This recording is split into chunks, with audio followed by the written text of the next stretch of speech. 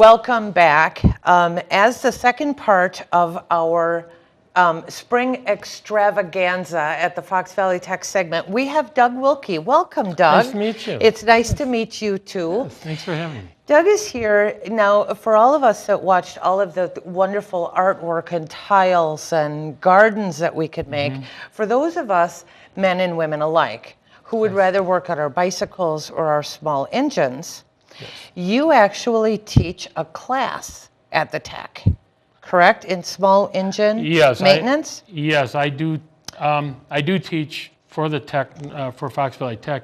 I teach a 30-hour small gas engine class where people basically they can tear the engine down and do all the measurements, and it's just like it's almost like they're rebuilding an engine. So instead of having a 4-cylinder or a V8 or something to work on, they can still take some pride in just tearing down a small engine and putting it back together. Getting my lawnmower to work correctly would be a great, I'm telling you, I need that class. You bet. But for the spring extravaganza, you're going to be teaching 2 different classes, one in the morning and one in the afternoon. Correct.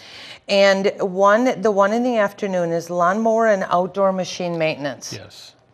So you're going to be teaching us how often to change the oil and the air filters and how to preserve the quality of gas over the winter. You're going to be doing all of that, right? Yeah, pretty much that class, it's funny, it runs for 4 hours, 1 till 5. But people bring in engines, and I've had people bring in engines that haven't run for 2 or 3 years. And we actually do some troubleshooting, but it is pretty much gauged around the idea of, cleaning the spark plug, re-gapping it or changing the spark plug, changing oil, cleaning the air filter, or determining if the air filter needs replacing, sharpening blades on their lawnmowers. I have a sharpener and a balancer that the participants can bring in their lawnmowers and take the blade off and sharpen it and make sure it's balanced. Most of us, and I do some of the maintenance, like I know how to gap spark plugs and I know how to sharpen the lawnmower blades and all of that kind of stuff.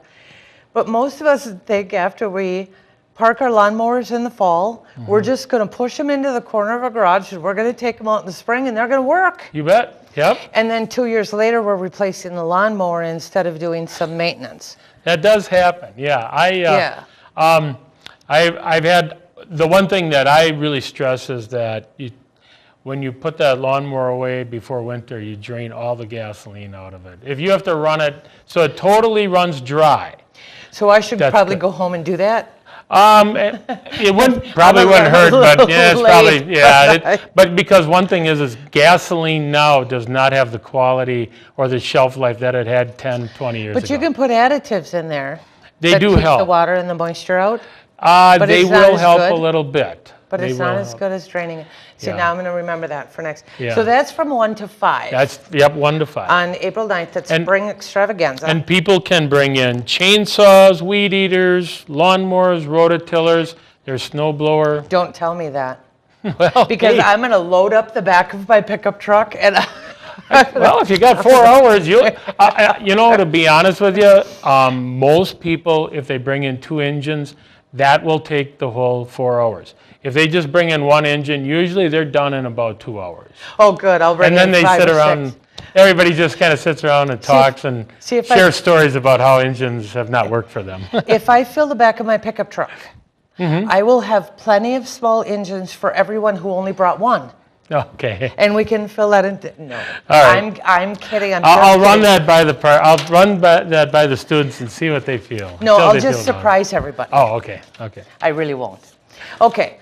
You at 8 o'clock in the morning, you are going to be doing a bicycle maintenance and repair. Correct. For all of us, and I also have a trail bike at home. Oh, cool.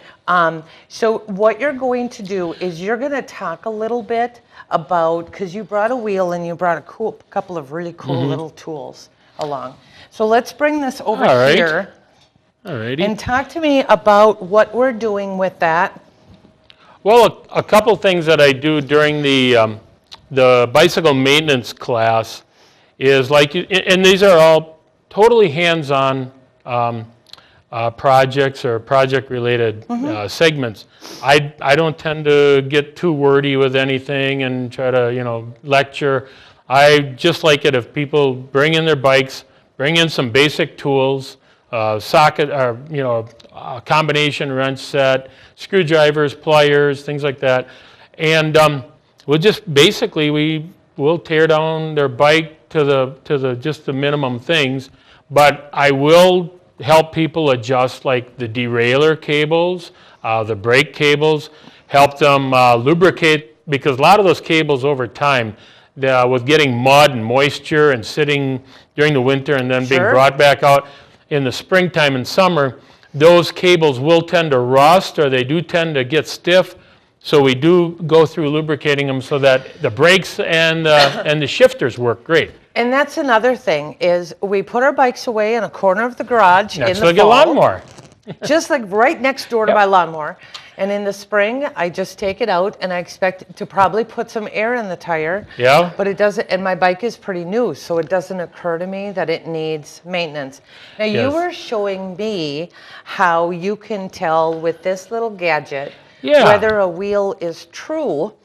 And it takes, it doesn't take blowing a tire to put a wheel out of alignment. Is that what you call it? That's correct. This is actually called or referred to as a truing stand.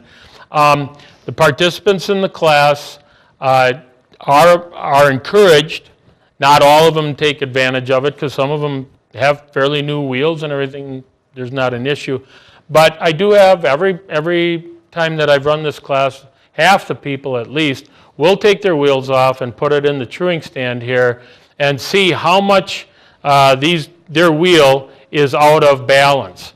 And basically, all you have to do is, now actually this is kind of unique, because I found this rim on the side of the street. Did you really? Back in like last August or September, and I was like, well, this might actually work well on one of my bikes as a spare. So I have never even attempted to put this in to see how good it was, but actually this is the first time I've had it in the truing stand, and if I turn this wheel is almost totally true. We were spinning it around earlier. Oh, okay. And it really is. It really is in good shape. Yes. So. And actually, it's a I saw it on the curb for like a week. It just sat there free, and I was like, do I really need it? And then I was like, I'll just take it. It was calling to you. Yep. So you're going to teach us. You're going to teach us how to true a wheel. Yes. As long as it isn't bent. Mm-hmm. I ran over a bike with a tractor. That's a long story. I don't think truing's going to help. No, there was nothing going to help that bike. But the tractor didn't get hurt. That's good. That's good. So you're going to. I'll just kind of do a little bit on this one, and this is really minor compared to some of the wheels that are actually put on the stand during the class. But pretty much you just spin, if you just spin this wheel, and you have two little sets or two thumb screws that you can turn in, and you'll just pretty much let the wheel spin freely, and then tighten up these screws till the wheel starts to drag on the screws.